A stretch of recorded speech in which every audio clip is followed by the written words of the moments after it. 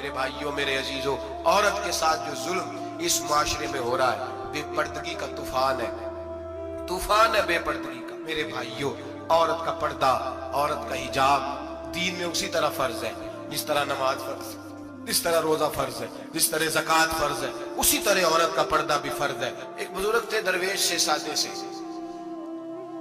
وہ عائشہ صاحب کے پاس اکثر آیا کرتے تھے، تو تھے بڑے سادے اور تھے بڑے نیک، پڑے ہوئے نہیں تھے، جاگ رہے ہیں آپ حضرات، نیک بڑے تھے۔ تو ایک دن نہ پردے پہ بحث ہو رہی تھی، بیٹھے تھے کچھ لوگ تو بات کر رہے تھے، کہہ رہے تھے کہ جناب عورت کو نقاب پہننا چاہیے، برقع اوڑھنا چاہیے، کچھ کہہ رہے تھے ٹوپی والا برقع اچھا ہے، کچھ کہہ رہے تھے فلاں زیادہ اچھا ہے، باتیں ہو رہی تھی، کوئی آیت پڑھ رہا تھا، کوئی حدیث پڑھ رہا تھا، علماء بابا جی سادے سے بیچ میں بیٹھے تھے۔ میں نے ان کی طرف توجہ کی، میں نے کہا بزرگوں آپ بھی تو کوئی جواب دینا۔ کہنے لگے مولوی صاحب مجھے حدیثیں نہیں آتی، کہنے لگے مجھے آیتیں اور حدیثیں مجھے نہیں آتی، آیتیں اور حدیثیں،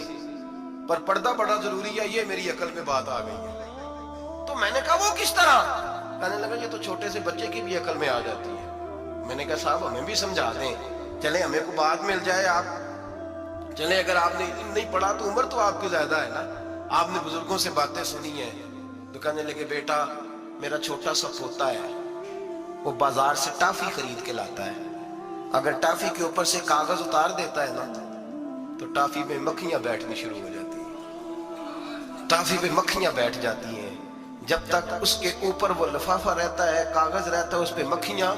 اللہ کرے آپ کو سمجھ آئے، اللہ کرے آپ کو سمجھ آئے، اللہ کرے اس درویش کی بولی ٹکرا جائے۔ کہنے لگے جب تک تو اس کے اوپر کاغذ رہا تب تک اس پہ مکھیاں، اور جب اس کے اوپر سے کاغذ اتر گیا تو مکھیاں بیٹھ گئیں۔ کہنے لگے 4 سال کا میرا پوتا، میں نے منت کر دی کہ کھا لو، کہنے لگا میں نہیں کھاتا، اس پہ مکھیاں بیٹھ گئی ہیں، میں نہیں کھاتا، گندی ہو گئی ہے، میں نے یہ ٹافی نہیں کھانی۔ کہنے لگے میں بوڑھا آدمی دوبارہ دکان پہ گیا، جدوجہد کر کے نئی ٹافی لایا، بیٹے کو کہا کھا لو، اب اس نے کھائی۔ کہنے لگے مجھے سمجھ میں آ گئی، جو بی بی پردہ کرے گی اس پہ مکھیاں نہیں بیٹھیں گی، جو عورت پردہ کرے گی اس پہ مکھیاں، اور اگر اس پہ مکھیاں بیٹھ گئیں تو پھر وہ کسی کے لیے قابل قبول ہے، اور اگر پردے میں چھپی رہی اور بھائی قیمتی چیزوں کو غلاف چڑھتے ہیں، کسی نے کبھی کیمسٹری غلاف میں نہیں چھپائی، فزکس نہیں چھپائی، کبھی کسی شاعر ادیب نے اپنا لکھا ہوا شاعری کا کلام نہیں چھپایا، غلاف جب بھی چڑھتا ہے قرآن پاک کو ہی چڑھتا ہے۔ میرے بھائی کروڑوں اور اربوں اور کھربوں کا مکان بنا کے لوگ اس کو غلاف نہیں چڑھاتے، غلاف جب بھی چڑھتا ہے بیت اللہ کو ہی چڑھتا ہے۔ جو چیز قیمتی ہوتی ہے وہ غلاف میں ہوتی ہے۔ میری بہنوں میری بیٹیوں، اگر تم اپنے آپ کو قیمتی بنانا چاہتی ہو تو غلاف میں چھپ جاؤ، تمہاری قیمت بڑھ جائے گی، تمہارا وقار بڑھ جائے گا، تمہاری عظمت بڑھ جائے گی۔ میرے حبیب نے فرمایا جتنی گھر کے اندر رہو گی،